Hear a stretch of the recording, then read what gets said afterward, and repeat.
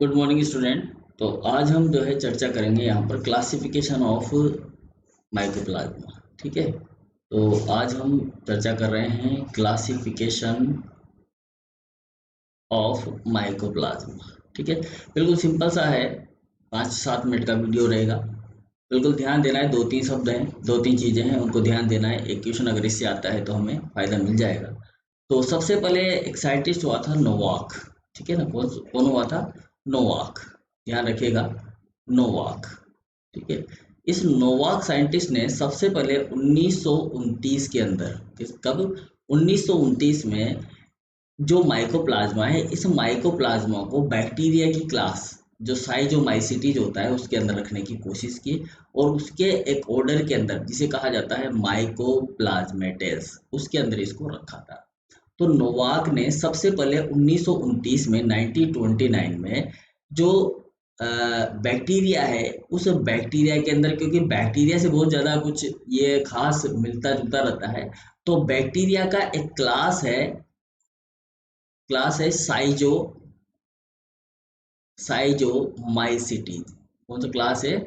साइजोमाइसिटीज। इस साइजोमाइसिटीज की जो ऑर्डर है, इस साइजोमाइसिटीज का जो ऑर्डर है, माइको माइको प्लाज्मेटेल्स प्लाज्मेटेल्स। इस माइकोप्लाज्मेटेल्स नामक ऑर्डर के अंदर जो है बैक्टीरिया के, इसके अंदर जो आपका माइकोप्लाज्मा है उसको रखने की कोशिश की गई थी, यानी कि रखा गया था। कोशिश क्या की गई थी? रखा गया था।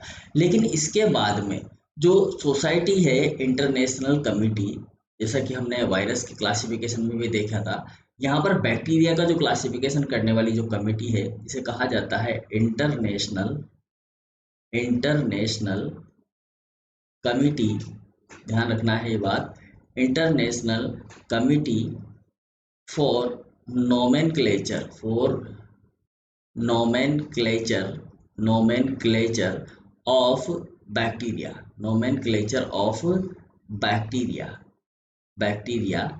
इस कमेटी ने 1966 में 1966 में इसे एक क्लास के अंदर डिवाइड किया। क्लास क्या थी वो? क्लास, जिस क्लास में डिवाइड किया उस क्लास का नाम है मोलिक्यूट। कौन सी क्लास में रखा इसको? मोलिक्यूट के अंदर।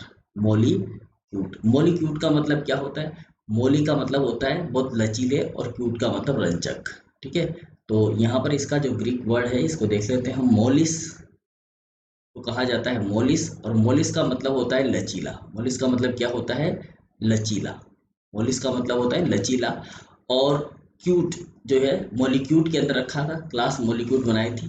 ठीक है, इस मोलिक्यूट का मतलब होता है, क्यूट का जो मतलब होता है वो होता है रंजक। ठीक है ना, क्यूटिस क्यूटिस को कहा जाता है रंजक। मतलब ऐसे रंजक टाइप के जिनको रंगा जा सकता है, रंगीन जैसे होते हैं। और कैसे होते हैं? लचीले होते हैं, बिल्कुल लचीले स्ट्रक्चर होते हैं ये। और क्या बोलते हैं इसको? रंजक टाइप होते हैं। रंजक का मतलब है रंगीन होते हैं, और कैसे होते हैं? लचीले होते हैं। इन्हें कहा जाता है मॉलिक्यूट। ठीक है, क्लासिफिकेशन का ये आधार रहा। शुरू में तो इसको बैक्टीरिया मान लिया गया, तो बैक्टीरिया के साथ रख दिया।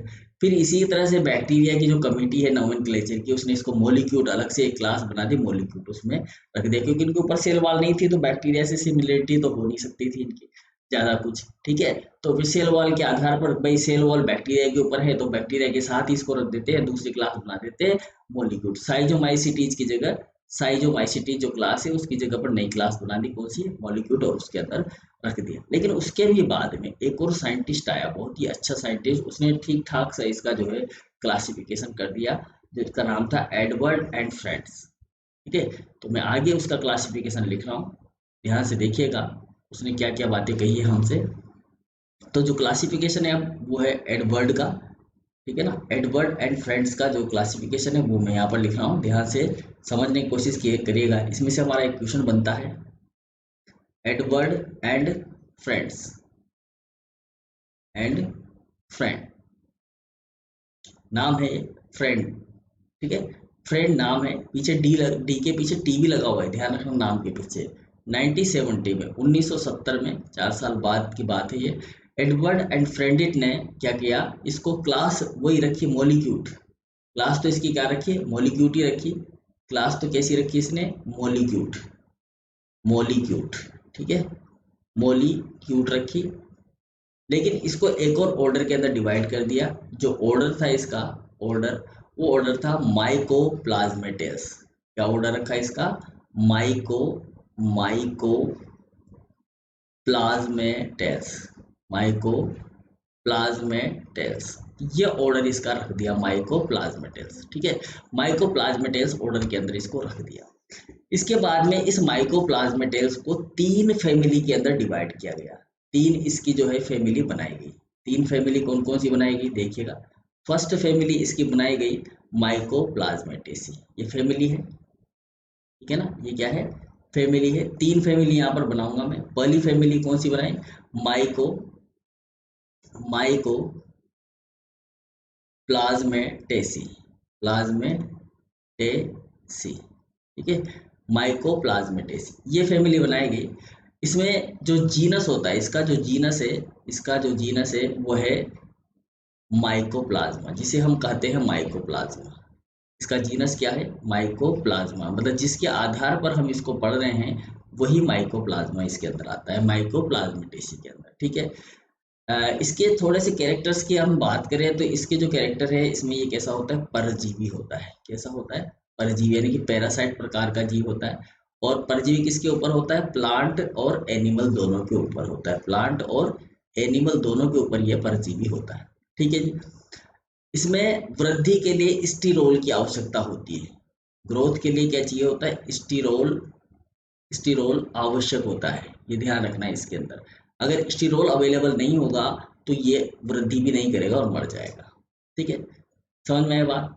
दूसरा जो ऑर्डर है, दूसरा जो गण है, दूसरी जो फैमिली है, सेकंड फैमिली, वो फैमिली है यहाँ पर एकोले, एकोले प्लाज्मेटेसी, एकोले प्लाज्मेटेसी, याद रखना, एकोले प्लाज्मेटेसी। अब ये जो फैमिली है एकोले प्लाज्मेटेसी, इसके अंदर एक जीनस बनाया गया और उस जीनस का नाम है एकोले प्लाज्मा, एकोल प्लाज्मा, ठीक है, एकोल प्लाज्मा, ये इस जीनस का नाम है। ये जीनस इसके अंदर रखा गया। इसकी अगर हम बात करें, कैरेक्टराइजेशन इसका करें, तो इस जीनस के अंदर आने वाले जो भी माइकोप्लाज्मा है, माइकोप्लाज्मा जैसे जीव है, वो परजीवी ना होकर कैसे होते हैं, मृतोपजीवी होते हैं। कैसे होते हैं, मृतोपजीवी होते हैं, ठीक है, मृतोपजीवी। मृतोपजीवी जो सड़े गले कार्बनिक पदार्थों पर अपना भोजन लेते हैं, ठीक है। और दूसरी बात, ये स्वतंत्र जीवी भी होते हैं। स्वतंत्र जीवी किसी भी प्रकार के एनवायरनमेंट में आराम से रह सकते हैं, लेकिन इनकी वृद्धि के लिए स्टीरोल की आवश्यकता नहीं होती। यहाँ पर जो है हमें लिखना है, स्टीरोल आवश्यक नहीं होता, स्टीरोल आवश्यक नहीं होता है, ठीक है जी, समझ में आ गई बात। और तीसरे प्रकार का जो जीनस है, थर्ड जो जीनस है, वो जीनस है हमारा यहाँ पर थर्ड जीनस, नंबर 3 जीनस जो है वो है स्पाइरो, याद रखना आप इसको, स्पाइरो प्लाज्मेटेसी, स्पाइरो प्लाज्मेटेसी, स्पाइरो प्लाज्मेटेसी, ठीक है, दिख रहा है, बिल्कुल दिख रहा है। इसका जो जीनस है, इसका जो जीनस है वो जीनस है इसका स्पाइरोप्लाज्मा। जीनस क्या है इसका, स्पाइरोप्लाज्मा, ये ध्यान रखना आप, स्पाइरोप्लाज्मा दिख रहा है आप, ठीक है, दिख रहा है बिल्कुल। स्पाइरोप्लाज्मा जो है इसका जीनस हो गया, ठीक है। ये भी कैसे है, ये भी है परजीवी है। कैसे होते हैं ये, परजीवी होते हैं। इसके भी कैरेक्टराइजेशन कर ही देते हैं, लास्ट है, परजीवी है, ठीक है, परजीवी है। दूसरा, इसकी जो स्ट्रक्चर होती है वो कुंडली नुमा होती है। कैसी होते हैं ये, परजीवी हैं, कुंडली नुमा, ठीक है ना, कुंडली नुमा होते हैं। और अगर इनको तरल माध्यम दे दिया जाए तो अमीबीय गति करते हैं। तरल माध्यम में क्या करते हैं ये, अमीबीय गति शो करते हैं, ठीक है।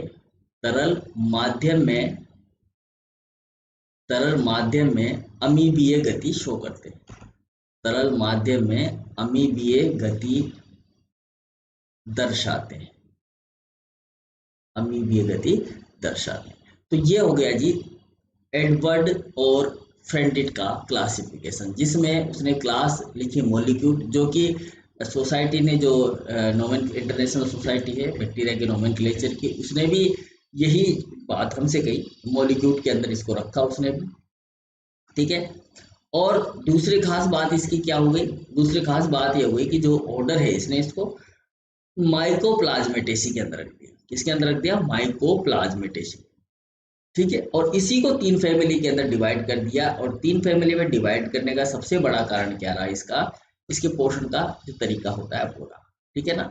ऐसे जीवों को उसने इसमें रखा जो परजीवी है माइकोप्लाज्मेटेसी के अंदर, जो परजीवी है और प्लांट और एनिमल दोनों पर आक्रमण कर सकते हैं और स्टीरोल की आवश्यकता होती है। दूसरे ऐसे रखे जो परतोपजीवी है लेकिन स्टीरोल की आवश्यकता उनको नहीं होती, और एक से एकोले प्लाज्मेटेसी, इनको स्टीरोल की आवश्यकता नहीं होती, ठीक है। तीसरे उसने ऐसे रखे स्पाइरोप्लाज्मेटेसी के अंदर जो परजीवी है, कुंडली नुमा है और तरल माध्यम अगर इनको मिलता है तो अमीबा की तरह ये गति शो करते हैं, ठीक है। तो ये था क्लासिफिकेशन, जिसके आधार पर हम माइकोप्लाज्मा को पहचान सकते हैं, जान सकते हैं और उसकी संरचनाओं के बारे में अध्ययन कर सकते हैं। तो आगे की क्लास जो होगी उसमें हम बात करेंगे सेल स्ट्रक्चर ऑफ माइकोप्लाज्मा की, ठीक है। तब तक के लिए बने रहिए। Thank you very much.